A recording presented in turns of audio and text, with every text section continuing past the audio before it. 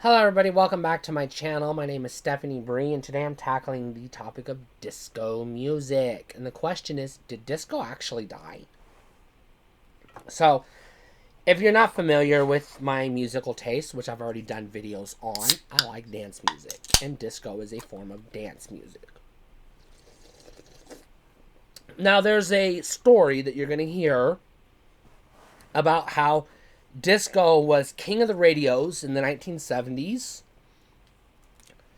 And then, due to some rock and roll pushback, disco died in the 80s. And eventually, we got a new type of club music in the 90s called techno and house and other EDM.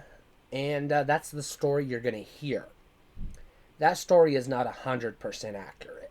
So let's dispel some myths.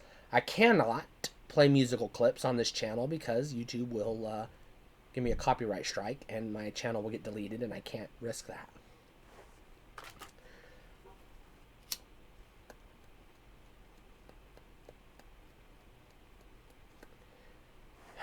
So,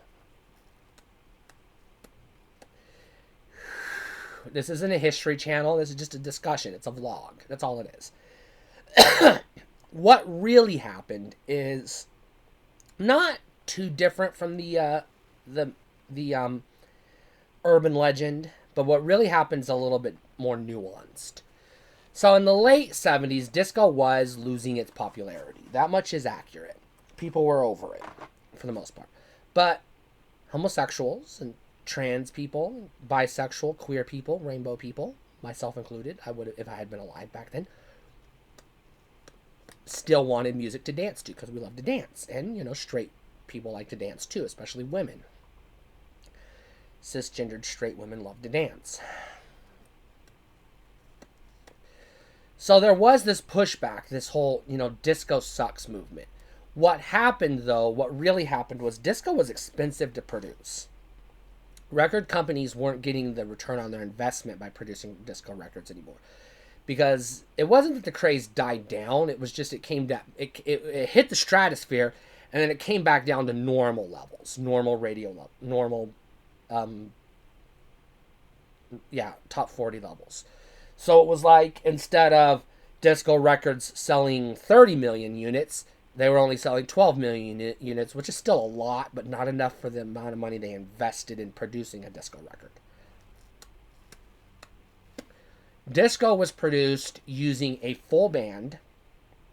So you had, drums, you had keyboards, you had synthesizer, you had bass guitar, electric guitar, tambourine, saxophone, etc. You had a full 10-piece band.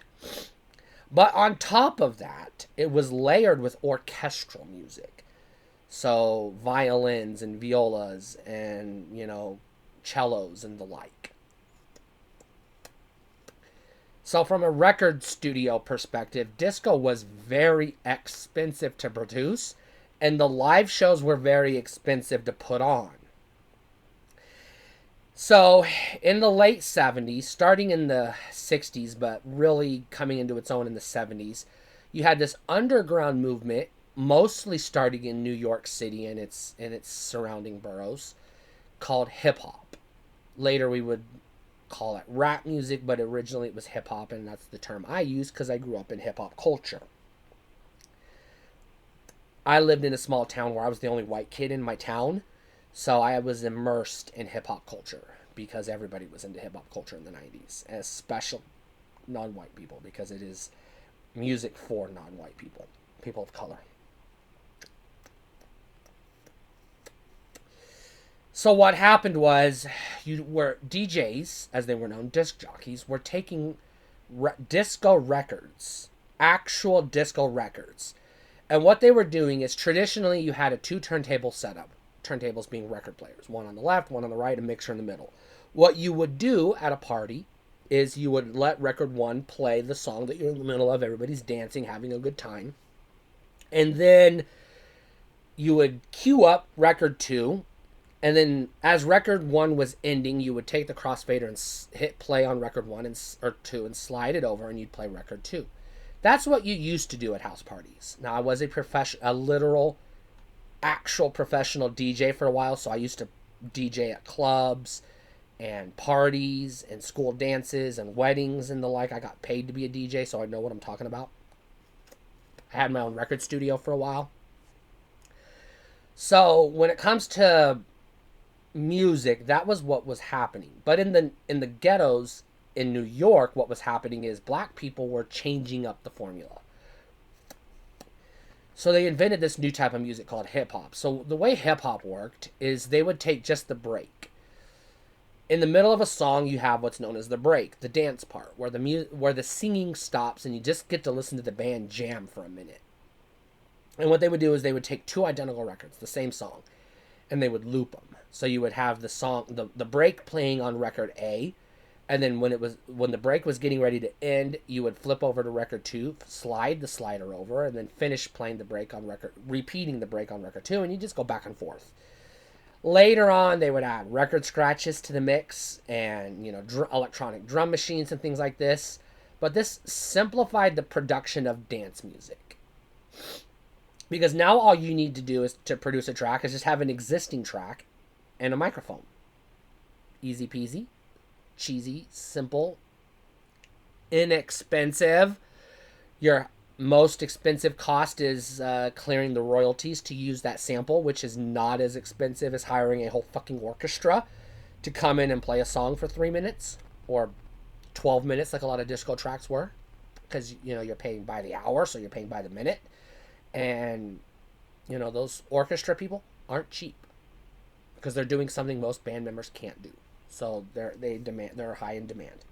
So, going into the 80s, record studios, taking a cue from hip-hop DJs and producers, figured out a way to make dance music using this method. You would have an electronic drum machine make the beat. It was an 808 drum kit. You would have the record player sampling the tune, whatever tune you wanted to sample. And then you would have a synthesizer or a keyboard playing in the background, putting a melody to everything. And then you would either sample lyrics from a rap song or an pre-existing pop or disco song, or you'd hire somebody to sing the lyrics. Either rap or sing, whatever. This created two new branches of dance music. The first is techno. Techno, for all intents and purposes, this is very simplified, so do not at me, because I'm not going to get into the structure and the bars and the actual technical definitions, but techno is basically hip-hop. It's electronic hip-hop. This would eventually evolve into what we call big beat or bass music, and it would also eventually evolve into what they call trip-hop, which is just an extension of techno. Techno would branch out into other styles along the way, but by and large, this came out of the new hip-hop craze. Hip-hop having its origins in mixing disco and funk tracks. Now, disco and funk are brother and sister. They're not cousins. They're literal brother and sister. They're incestuous brother and sister. By the way, let's leave it at that. So you had hip-hop producers and you had dance producers who used to or would have previously produced disco tracks, now producing techno tracks. Another form of dance music that came out using the relatively same inexpensive methods of production called house music. Again, simplifying the fuck out of it, house is basically disco. It's electronic disco, which disco itself is already electronic. House is the one that took off and hit the mainstream in the 90s. So a lot of those dance songs you're used to, if you bought Jock Jams CDs or whatever, you would most likely have been listening to house music. This is like Real McCoy, Ace of Base, etc. Again, I'm simplifying because there are nuances I don't want to get into. Please don't at me. But that's the gist of it. So funk turned into hip-hop. Hip-hop birthed techno. And then disco turned into house. and then house branched off into 100 other subgenres. Between the two, there was some crisscross, there was some intersecting. Like I said, they were very incestuous. So there's like tech house and trance and drum and bass and everything else. It gets complicated and messy, but once you clean up the mess, there's some damn good music underneath it all. In the early 2000s, people were already established fans of electronic dance music, EDM, who had started to recognize it as legitimate music. And so they wanted something more reminiscent of the 70s. Disco made a comeback in the 90s. Literal, actual, legit disco made a comeback in the 90s. Most prominently in the form of boy bands and Spice Girls. Now, boy bands were using modern technology to produce disco tracks, as were the Spice Girls. But the Spice Girls had a literal, legitimate disco track on their album. It's called Who Do You Think You Are? It's a disco track. It's a pure, raw disco track. Go check it out. It's called Who Do You Think You Are by the Spice Girls. You could go back in time to 1976, play that song in a roller rink, and not know it wasn't made in 1976. Going into the 2000s, a new genre emerged called nu disco. N-U disco. Just like nu metal. This was where it's disco. It's got the orchestra, it's got the big sound and everything, the full-on production sound. And it's all original. It's produced in a studio using synthesizers and electronic machines. But it's not techno, it's not house. It's its own thing. The biggest example of nu disco would be Kylie Minogue, who's my all-time favorite singer, by the way. So nu disco is like disco for modern times. So to answer the question, disco never died. What happened was disco got married, had a couple of kids, and then made a comeback in the 2000s in a new dress, basically. That's what happened to disco. Like I said, this is an oversimplified version of what happened, but it's more accurate than the narrative you find on, like, I love the 80s. Yeah, disco died. No, it didn't. It just evolved.